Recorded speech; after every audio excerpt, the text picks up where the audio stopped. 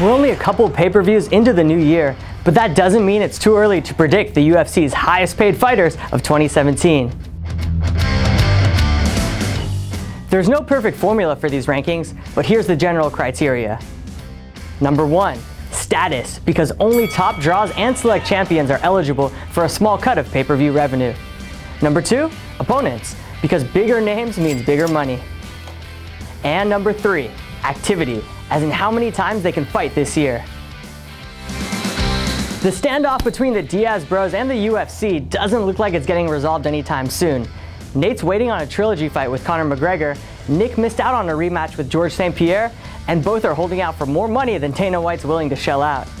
Unless they get pay-per-view points on the McGregor vs. Mayweather undercard, don't expect to see the Stockton Bad Boys this year. UFC 208 tanked with a buy rate around 200,000, but that doesn't mean Silva can't do a big number with the right opponent. A win at UFC 212, coupled with GSP beating Michael Bisping later in the year, would set up an epic middleweight title bout. Jones can't fight until July thanks to a one-year suspension, but once he's back, he's going to be a man on a mission. For glory, but also for money after fighting just once in each of the past 2 years. Dana White has already said Jones will get an immediate title shot against Daniel Cormier, meaning pay-per-view points for the ex-champ. And win or lose, expect the former pound-for-pound phenom to ask for a quick turnaround. I know what you're thinking. Rousey's as good as retired, right? I thought so too after she was dominated by Amanda Nunes at UFC 207, but the more I think about it, the more I think a fierce competitor like Rousey won't let herself go out like that. Miesha Tate recently said she'd come out of retirement for a third crack at RONDA, and if you're Rousey, that's a winnable matchup you know would sell. Getting to armbar your rival for another 8-figure payday? Sounds like a pretty good deal to me.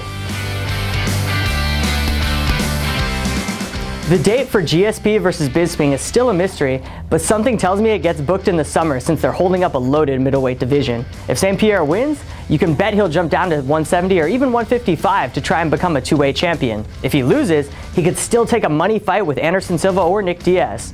Either way, the Canadian crossover star should be looking at around 1 million pay-per-view buys and $5 to $10 million bucks each time he steps inside the octagon.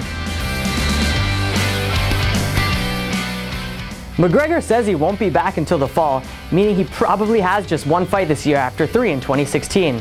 But when he returns, will it be in the cage or in the ring?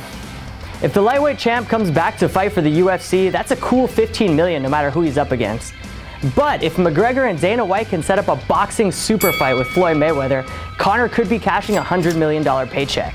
So no matter if he's the A side or the B side, it's another year at #1 for Mystic Mac.